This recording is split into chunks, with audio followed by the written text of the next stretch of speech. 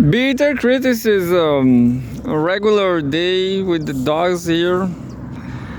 Natalia Urban is not here forever. It's crazy because my final thoughts, I guess those are my final thoughts on Natalia Urban. I guess she was so efficient, so good, such a good, she was such a good professional because she was from São Paulo. São Paulo is like the locomotive, the powerhouse. Yeah, São Paulo is like the powerhouse in Brazil. So people from São Paulo, Paulistas, they are hardworking. They're very professional. Paulista people, they are professional, and that's why, because of history, because of 20th century, they go right wing, you know. That's why Paulista people, they go right wing, because they're too professional. They believe in free market, and just like that, they believe a lot in they believe in their right wing. They are right wing. They believe in the market, free market. So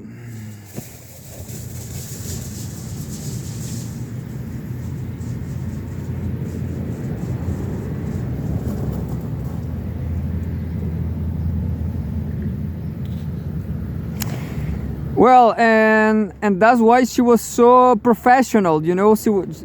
She first started studying anthropology in the northeast, not southwest. Brazil is a pretty complex country. The regions are very representative from ideology, you know. Like, you have this market oriented region that is the southeast. São Paulo and Rio de Janeiro. And you have the northeast, which is kind of socialist. This is kind of backward. So there's no perfect region in Brazil. That's for sure. There's no perfect region in Brazil. Like, you may say there's all ideologies around all the regions. Like, you have left in all the regions, but somehow Brazilian society, they are kind of patriarchal, as a lot of countries in the world. They organize in a patriarchy, and well, men have more power than women. And what else?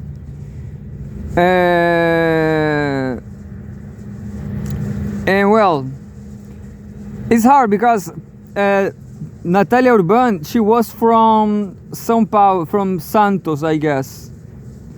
And then she moved to this northeast, so this backward region. But this backwardness is nice because the weather is better. It's warmer. It's warmer, and there's more human warmth too. Despite this patriarchal too. Well, since 10 years or some 20 years, this region is going to the left wing.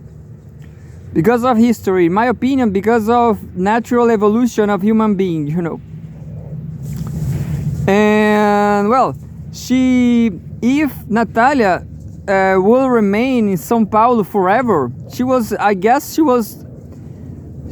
not be a left-winger. And as she was from São Paulo, she is also efficient, understand? She was professional. I'm not saying that people from the Northeast, from Paraíba, Bahia, Pernambuco, etc., they are not professionals. I'm not saying that. What I'm saying is that this region is too backward. Is too backward. And how backward? How much? People just don't learn English, for example. People just don't learn languages. Understand? And they just don't care. They just don't care about nothing. I mean, about they have a limit perception of the world, of reality. So what Natalia did, because of chance, just because of chance, it was very nice, because she had this core, this professionalism, this efficiency from the Southeast. But the ideology, she in his teenage, she went to this warm region, warm region, and she became a leftist, left winger. So I guess this is the best. No, I'm not sure if the best, but maybe just like me, maybe I'm not sure about that neither. You know, Chile. I was living in Chile, so Chile is just like São Paulo, I guess. Here they believe in this superficial efficiency. You know, in Chile, this Platonism, these perfect types, archetypes, and they lack in human quality too. You know, just like São Paulo and Rio. They are too pragmatic, and what happened with pragmatism, the global south? Well, people go right wing. That's what happened. That's what happened with this so harmful for the whole region, for the whole block. Be pragmatic. What happened is you will do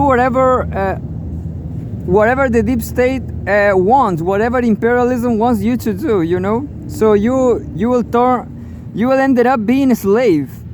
That's what happened with this pragmatism in the global south, because you have an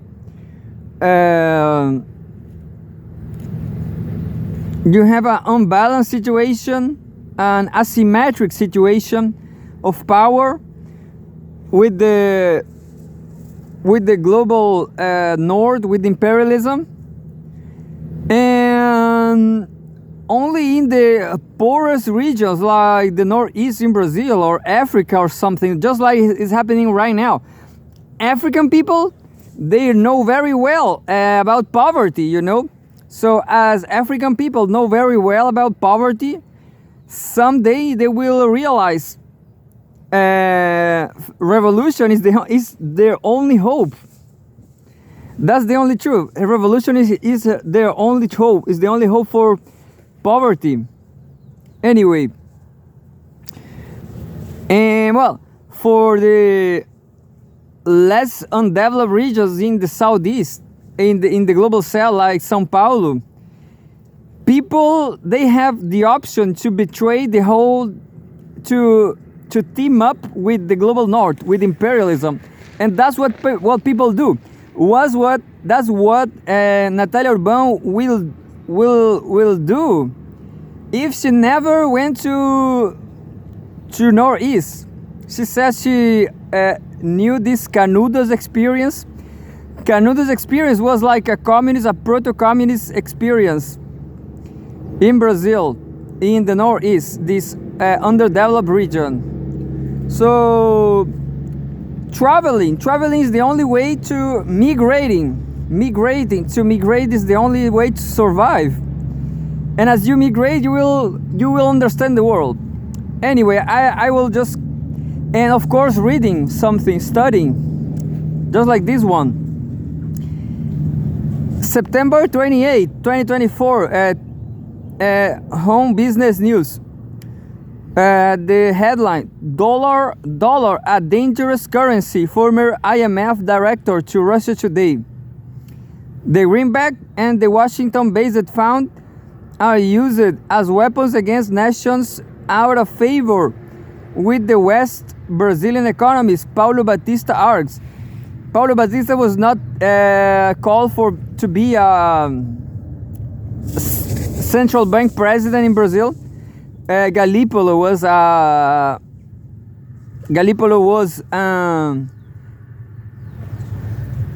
collaborator.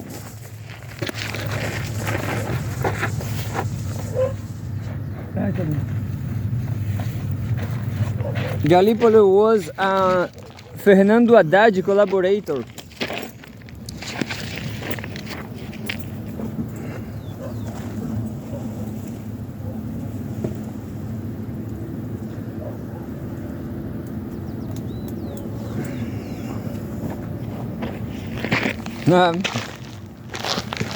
In prison day for Tommy. Well,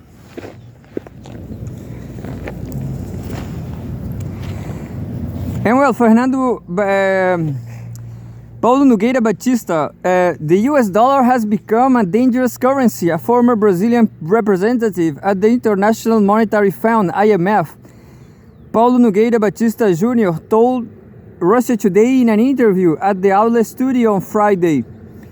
The economist highlighted that trust in the greenback as the global reserve currency has been steadily declining as more and more nations seek alternatives in what has become a major de-dollarization push. Quote, "The dollar is a dangerous currency, let's put it this way. See what happened to the Russian reserves," Batista said, referring to the fact that some $300 billion worth of Moscow sovereign assets held in Western jurisdictions were frozen. The former IMF executive director emphasized that the US, quote, "is the main enemy of the dollar, as it has been increasingly weaponizing its national currency, thus forcing an increasing number of nations to seek alternatives to the Western financial system," unquote. Batista admitted that the greenback will remain, quote, "a very important currency," but stressed that the use of the dollar as a weapon against countries seen as hostile to the West inevitably reduces confidence in it. So that's why Africa trusts more China than the US. There's a related news. BRICS developing own payment framework, Putin. Speaking about the methods of coercion employed against, quote, "nations that are seen as hostiles to the West and their interests," Batista highlighted the role of the IMF, which he believes does not function as a multilateral institution, but rather as a political instrument, largely of the West and the US. He pointed out that Ukraine had received immense amounts of loans with no financial program and no solid economic program. Meanwhile, nations whose policies are not in line with the West do not get access to the fund, citing Serbia as an example. And let's go to the Putin news. September 26, Home World News. BRICS developing own payment framework, Putin. It will allow member states to effectively and independently service trade with each other, the Russian president has said. We have a photograph. Russian President Vladimir Putin speaks during a plenary session of the 2024 Russian Energy Week International Forum in Moscow. The BRICS member nations are jointly developing a payment and settlement framework to be used for trading within the bloc, Russian President Vladimir Putin has said. During his speech at the Russian Energy Week Forum in Moscow on Thursday, Putin stressed that supplies of Russian oil and gas to friendly countries allow them to ensure economic stability and compete more successfully in the global market. However, the president acknowledged that certain difficulties remain when it comes to foreign nations making payments for Russian energy. Russia had been switches off from the SWIFT international banking system as part of a sweeping sanctions imposed on Moscow by the West over the Ukraine conflict. This fact, I guess, give everybody some ideas about replacing the SWIFT. Russia is doing very well without the SWIFT. So why not do another SWIFT system just with Russian friends? Quote, as part of cooperation with BRICS countries, we are working to create our own payment and settlement system, he said. Very nice. Who say this? The president, yeah. Vladimir Putin. According to the Russian leader, it will allow the member states to create conditions for the effective and independent servicing of all foreign trade amongst themselves. And there's a related one, another African nation interested in joining the BRICS.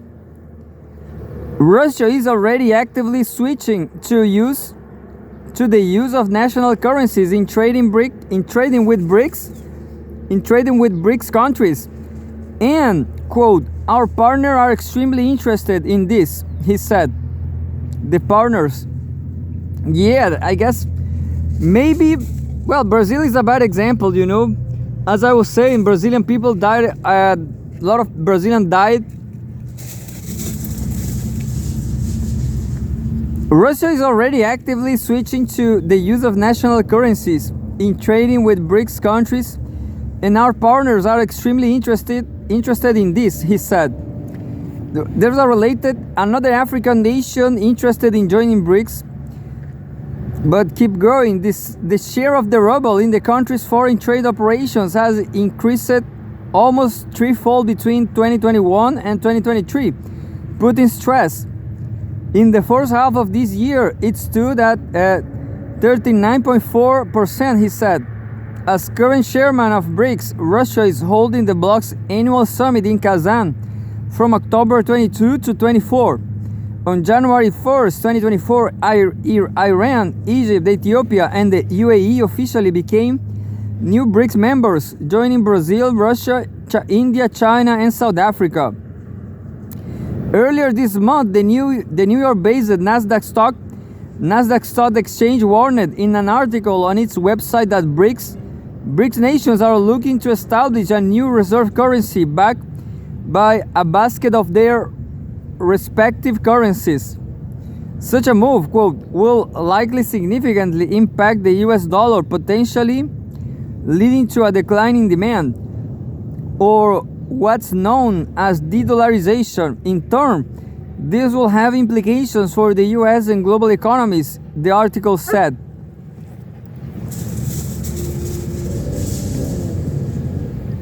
There's another related news. Women have a voice in BRICS, top Russian senator.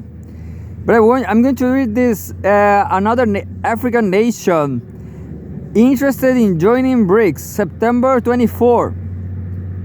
Membership represents an opportunity to challenge the dominance of the dollar and euro, the Burkinabe Prime Minister says. We have a photograph from Ouagadougou City Center, Burkina Faso. Ouagadougou City. Ouagadougou. Prime Minister of Burkina Faso, Apollinaire Joaquim Kielem de Tambela, has expressed an interest in joining BRICS. Membership of the group will make it possible to challenge the, quote, domination of the dollar and the euro, and to achieve fairer trade relations on the international stage, he said at a meeting with Russian Ambassador Igor Martyanov in Ouagadougou on Monday. Ouagadougou, Burkina Faso. Following the meeting, the government of West African Republic published a post on Facebook confirming that Kielem de Tambela had argued for Burkina Faso's joining the integration of BRICS countries, Russia, Brazil, India, China, and South Africa. Martyanov discussed proposals for Russia to develop a nuclear power plant in Burkina Faso. Quote, "The meeting was very fruitful and successful. We are in tune regarding our approaches to bilateral cooperation. We also dwelled on intensifying our cooperation in all areas," he said. In June 2023, the Burkinabe government and the BRICS group signed a memorandum of understanding for cooperation. The document defines areas of cooperation which include the economy, health, education, infrastructure, air and rail transport, industry, commerce, mines, energy, sport, culture, information and communication technologies, and tourism. BRICS was founded in 2006 by Brazil, Russia, India, and China, with South Africa joining in 2011. The group expanded this year when Egypt, Ethiopia, Iran, and the United Arab Emirates became full members. On September 2, Bloomberg reported, citing sources, that Turkey had officially applied to join BRICS, citing the need for cooperation with developing countries. In June, the Zimbabwean Defense Minister Opa Muchinguri Kashiri announced that the country was ready to join the BRICS group of nations. Zimbabwe. Several other countries have also officially signaled their intention to join the organization. Russian Deputy Foreign Minister Sergei Ryabkov has said that one of the key criteria for Moscow to welcome new members is that any country seeking to join BRICS refrains to participating in illegal unilateral sanctions. And that's it.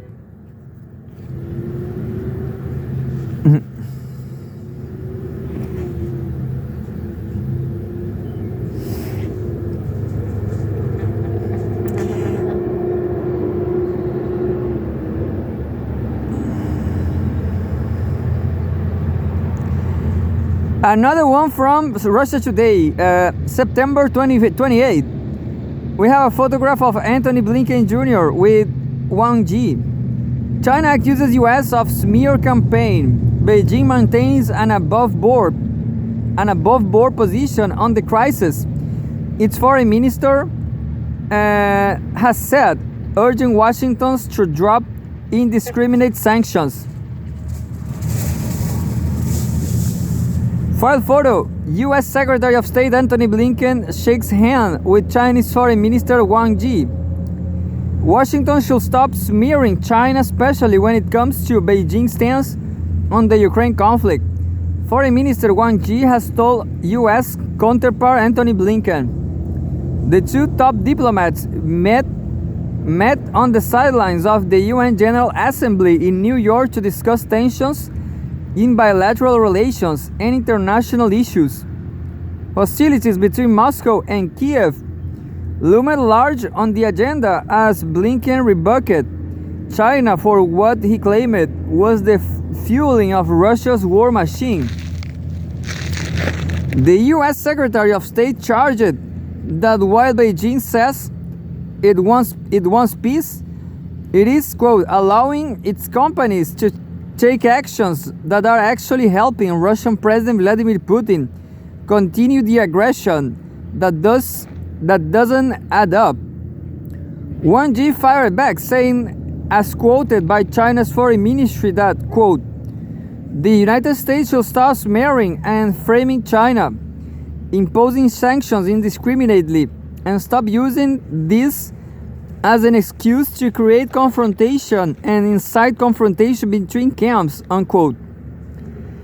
Beijing, he added, maintains an open and above-board position on the Ukraine conflict and, quote, has always insisted on promoting peace and dialogue and has made its own efforts to promote a political solution. Wang also noted that China opposes what he called, quote, the U.S. suppression of China's economy, trade, and technology, and that, quote, national security cannot be politicized, and the small courtyard, and high walls cannot become the big courtyard iron curtain, unquote. Last month, the US released a new sanction list targeting almost 400 companies and individuals, including those from China, UAE, and Turkey, over what Washington says is their support for Russia in the Ukraine conflict.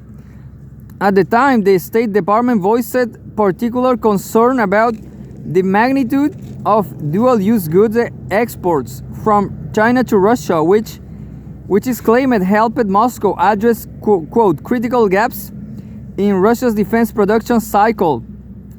Following the start of the Ukraine conflict, China refuses to join Western sanctions against Russia, and trade between the two has since steadily increased.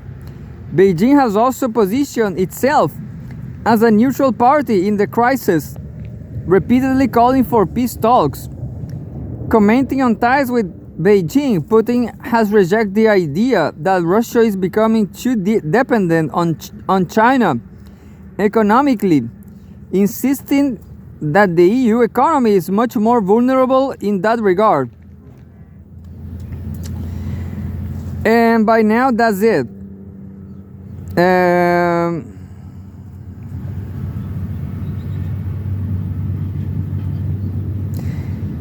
Some from Georgia too. Yeah, I will read another from Georgia because something is happening in Georgia. No, I just read this from Tariq Cyril. Not my favorite.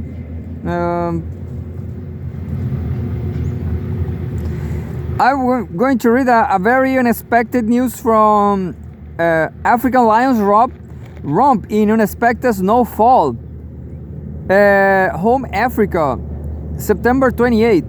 GG Conservation has shared rare images of the big cats exploring wintry terrain for the first time. South Africa is snowing in South Africa. Do you want to see lions in the snow? Look, there's some lions running at the snow.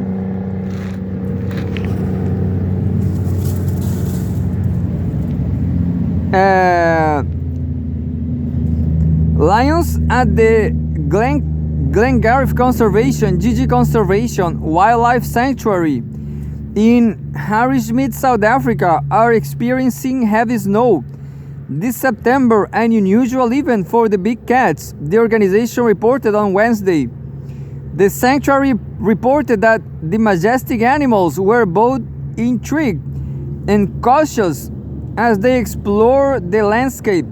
Suzanne Scott of GG Conservation captured footage of the lions navigating the wintry conditions. According to a post on the sanctuary's Instagram account, the animals seldom encounter such an environment and were fascinated by the novel stuff falling from the skies. The spell of bad weather struck on Saturday, with the impact particularly felt along the key N3 highway connecting Johannesburg and the coastal city of Durban. Heavy snowfall completely halted traffic, leaving drivers and passengers stranded. Motorists expressed concern, reporting that they felt helpless and vulnerable due to the unexpected standstill. The South African Weather Service had issued warnings, but the severity of the snow caught many by surprise.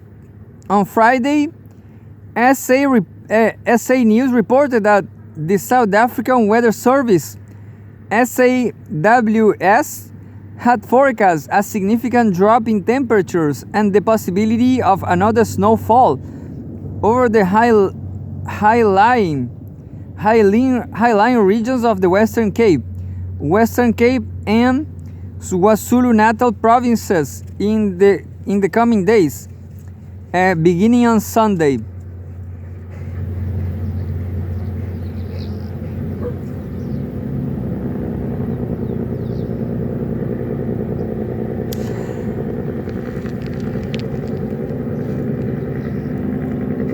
There's very interesting news here. September 28th, U.S. outlines Iraq withdrawal plans. The Prime Minister, September 28th, Home World News. The Prime Minister of the Middle Eastern nation says American troops are no longer needed in the country. We have a photograph. U.S. soldiers leave Nineveh Joint Operations Command Headquarters, Nineveh, Iraq. Washington will conclude the American-led international mission in Iraq over the next 12 months, according to a joint statement from Iraq and the U.S. The decision comes amid escalating tensions in the wider Middle East, with Israel and Lebanese militant group Hezbollah exchanging fire and threatening to expand the Gaza conflict. After intensive discussions between the Iraqi Higher Military Commission, the U.S. and the international coalition, the American military mission will transition to bilateral security partnership. According to the joint statement published by the U.S. State Department on Friday, the phase-out will occur over the next 12 months, concluding no later than September 2025. However, the coalition forces' occupation of the oil-rich areas of neighboring Syria will continue until at least September 2026 to prevent the return of the ISIS terrorist threat. The statement added, a commission will work on the mechanisms needed to facilitate the transition to ensure the physical protection of coalition advisors present in Iraq, it stated. The Pentagon stressed that while the U.S. mission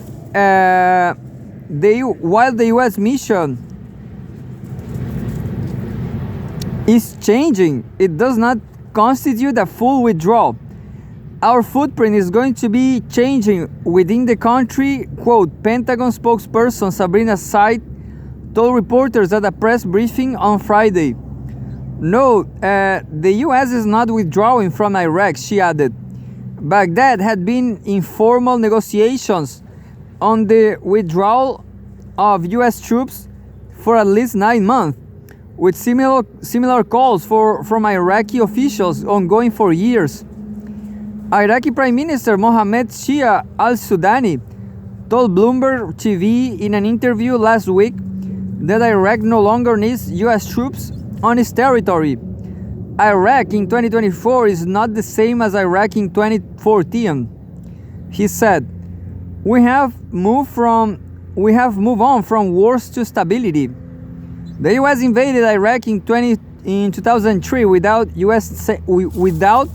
UN sanction, claiming the state possesses weapons of mass destruction, a claim later found to be false.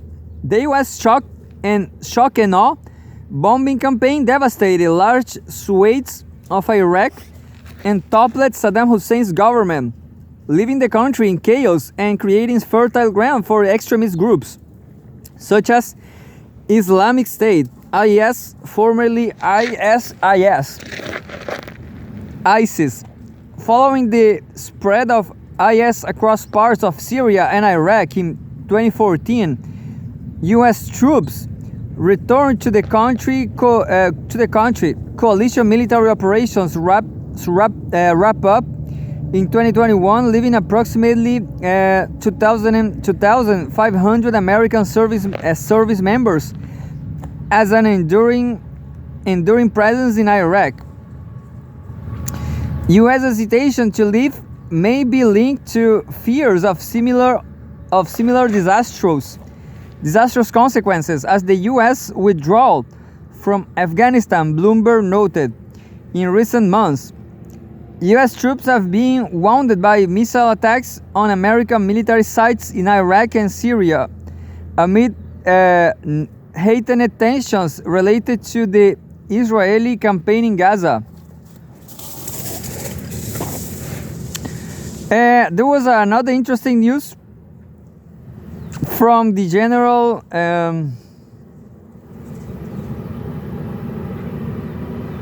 New Chinese nuclear submarine sank.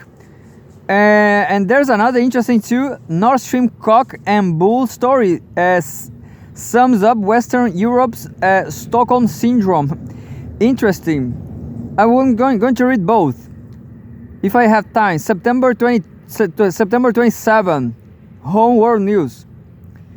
The Chinese nuclear submarine sank. Media. The incident involving the first of the Zhou class line of vessels reportedly occurred in Wuhan in late May or early June. China's newest nuclear submarine sank while in dock several months ago. U.S. media outlets claimed on Thursday, citing sources, Beijing has reportedly avoided making the incident public amid a major effort to expand its navy. Unnamed U.S. officials told the Wall Street Journal and CNN that the incident took place at a shipyard near Wuhan in late May or early June. According to Reuters, satellite images from June appear to show cranes at the facility in the Wuchang district where the submarine will have been docked, indicating a potential salvage operation. CNN described the vessel as an attack submarine, the first of the new Zhou class, which has a distinctive X-shaped stern that increases its maneuverability. The Wall Street Journal said the submarine was completing its outfitting before leaving port when it went down. A senior defense official told CNN that it was unclear whether the sub had nuclear fuel on board when it sank or whether it was emptied after the incident. There is no indication of what caused the sinking or whether Chinese authorities have tested the water for contamination. U.S. officials interviewed by the Wall Street Journal suggest that Beijing was trying to cover up the controversy because it never reported the incident. Quote, "It's not surprising that the PLA Navy will try to conceal the fact that their new 14-class nuclear-powered attack submarine sank pierside," the paper's source said. This raises questions not only about China's training standards, but also its accountability and oversight of the defense industry, the source alleged. A spokesperson for the Chinese embassy in the U.S. neither confirmed nor denied the incident.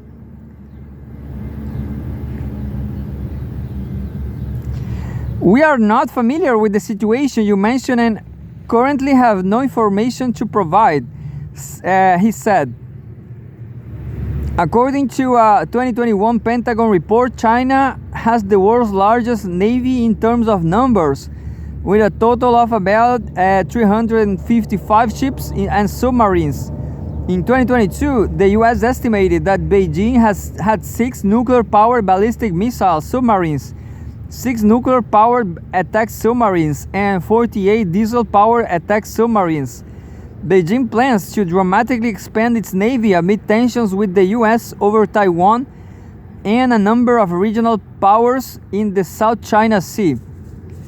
Well, I guess this is normal. They are trying to survive, to make a war. So this, you are not going to read this from CGTN. This is interesting. China launches ICBM into Pacific.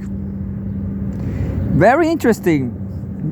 China launches ICBM into Pacific, September 26.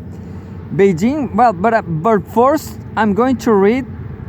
Now this is short, but then I'm going to read the Nord Stream news. The Stockholm Syndrome. September 26, 2024. Home World News. China launches ICBM into Pacific. Beijing has said the routine test, the first of its kind since 1980, was not direct against any country. The Chinese military has test-fired an intercontinental ballistic missile, calling it part of regular training, although the exercise appears to be the first of its kind over the Pacific Ocean in more than 40 years. According to officials, the ICBM, equipped with a dummy warhead, was launched from an undisclosed location at 8:44 a.m. Beijing time on Wednesday and splashed down in a designated area in international waters.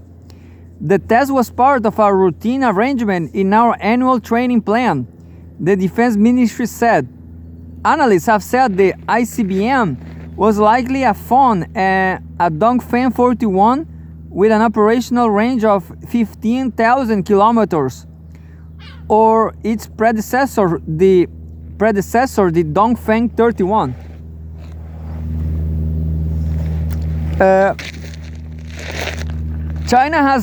China regularly tests short and mid-range rockets within its territory and over the Western Pacific as part of its ballistic missile program. But a test far into international waters is unusual.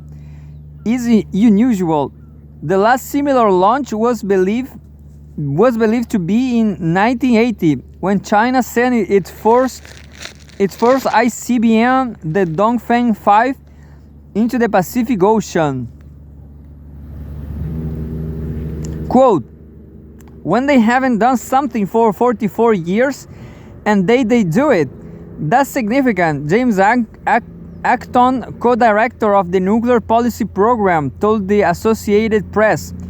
"It's China's way of telling us, like you, we are not ashamed. We have nuclear weapons and we are going to behave like a great nuclear power." The test was tracked by several countries, including Japan and the Philippines. Japan's senior government spokesperson, Yoshimasa Hayashi, complained that Tokyo was not informed to build before the launch. China's defense ministry stated that the test was not directed at any specific country or target and was conducted in accordance with international law. Beijing also notified several concerned countries in advance, Xinhua reported, without specifying which ones. And now we have the Nord Stream news. What's going on? The Stockholm Syndrome, September 27, Home World News. The Nord Stream cock and bull story sums up Western Europe's Stockholm Syndrome. The U.S. blamed Russia, even though it now claims it knew all along the rogue Ukrainians were the perpetrators. By Glenn Diesen, professor at the University of Southeastern Norway and an editor at the Russia in Global Affairs journal. File photo: a worker is standing at the construction site of the Nord Stream 2 Baltic Sea pipeline.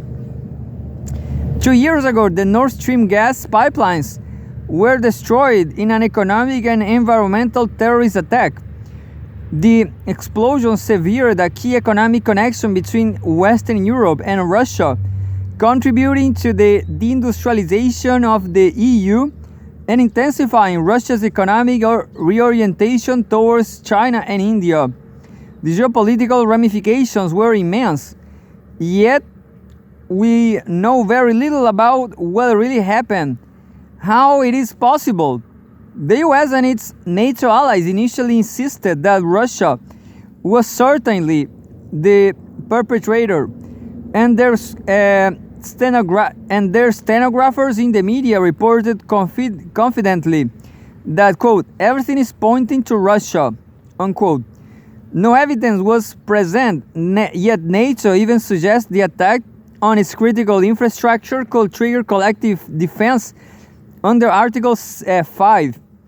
Besides indirectly threatening the world's largest nuclear power with war, The US-led military bloc also used the attack on Nord Stream to justify escalating the conflict in Ukraine and to further militarize the Baltic Sea and other seas, strengthening NATO's ability to protect undersea infrastructure.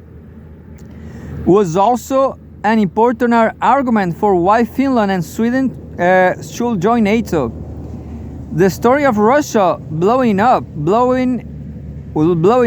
its own pipeline could rely on a strong consensus, as all dissent to the narrative could be dismissed as repeating the Kremlin's talking points.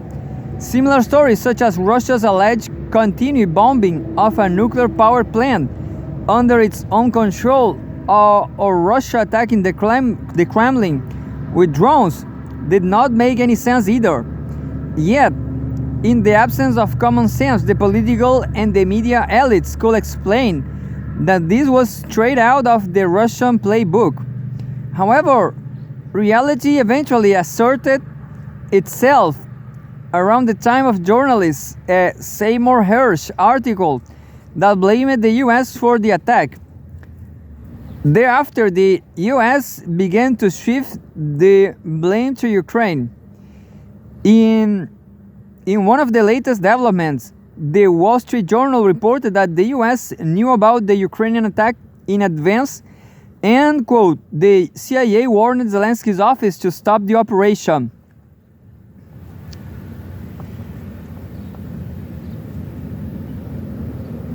It seems highly unlikely that the US was not involved in the attack on Nord Stream, yet the new and updated narrative is nonetheless interesting, as it is an admission that the US knew about it ahead of time. It is an admission that the US and NATO lied to their own populists and the entire world when they blamed Russia, and then used that lie to escalate the war in Ukraine, militarize the Baltic Sea, and push for further NATO expansion. Our lack of knowledge about what really happened to Nord Stream gas pipelines is the result of the narrative being protected from reality. Blissful ignorance has become the foundation for NATO unity, and facts are thus treated as the great enemy. Yet, as the demand for unity also upholds what can be described as the Stockholm Syndrome, let's review how the Nord Stream narrative has been spared and encountered with reality. Subtitle: The US announces its objective to destroy Nord Stream, preventing the economic integration and cooperation between Russia and Germany as two key centers of power, has been a centuries-old hegemonic objective of the US and Britain. The Rand Corporation, a think tank linked to the intelligence community, wrote a report in 2019 sponsored by the Army Quadrennial Defense Review Office about how to weaken Russia and make it overextend. Besides stabilizing Russia's borders and bleeding Moscow in Ukraine, the report outlined the objective of cutting its energy ties to Western Europe. Quote, a first step will involve stopping Nord Stream 2. The US opposition to the pipeline include political pressure and economic sanctions against the companies of European allies to participate in the project.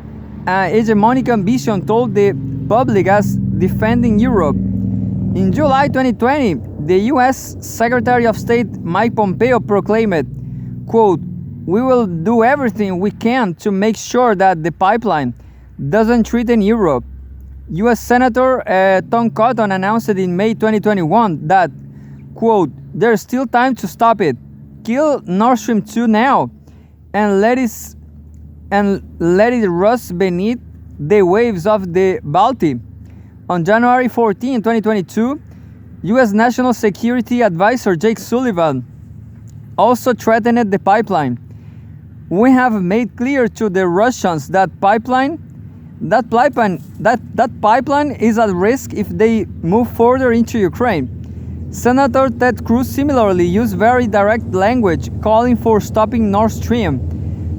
Quote, "This pipeline must be stopped, and the only way to prevent its completion is to use all the tools available to do that." On February 7, 2022, President Biden stood next to German Chancellor Scholz at a press briefing, warning that if Russia invaded Ukraine, then, quote, "there will be no longer a Nord Stream 2. We will bring an end to it." When asked by a journalist how he will end a project under Germany control, Biden responded, quote, "I promise you, we will be able to do that." U.S. spokesperson Ned Price was explicit, quote, "I want to be very clear. If Russia invades Ukraine one way or another, Nord Stream 2 will not move forward." Undersecretary of State for Policy Victoria Nuland used the exact same words, quote, "If Russia invades Ukraine one way or another, Nord Stream 2 will not move forward." So the same is important because they was not spontaneous. They agreed on this. They had a meeting about this. Subtitle: The Attack on Nord Stream and the Subsequent Victory Lap. On September 26, 2022, the German-Russia Nord Stream pipelines were destroyed. The former foreign minister of Poland, Radek Sikorski, tweeted, quote, "Thank you, USA," accompanied by a picture of the destroyed pipeline. The day after the attack on September 27, 2022, leaders from Poland, Norway, and Denmark attended a ceremony in Poland to mark the opening of the new Norway-Poland-Baltic pipe that was constructed to reduce dependence on Nord Stream. U.S. Secretary of State Antony Blinken argued that the destruction of Nord Stream presented, quote, "a tremendous opportunity to once and for all remove the dependence on Russian energy." Blinken offered to help Western Europe to replace Russian gas with much more expensive American fuel. Nuland joined in celebrating the attack. Quote, "I am, and I think the administration is very gratified to know that Nord Stream 2 is now, and as you like to say, a hunk of metal at the bottom of the sea." Washington could take a brief pause in rejoicing over the destruction of Europe's critical energy infrastructure to reassure the world that it must have been the Russians who attacked their own pipelines. Russia had first invested billions into its evil plan of making Western Europe dependent on its energy, and then transition into its new evil plan of blowing up the pipelines. Moscow could alternatively have turned off the valves and saved billions dollars worth of infrastructure, but the Russian playbook works in mysterious ways. Western European politicians entrusted with protecting their national interests, and the media, which is supposed to report on reality, instead that only Russia will have carried out such a horrendous attack. Anyone suggesting the US could have been a perpetrator was smeared by the political and media elites as spreading Russian propaganda. The article is so huge. This is an article for Professor Lejean. I'm sure. Well, Professor Lejean, there's a huge article for you. The dogs saw something. Oh, some babies over there.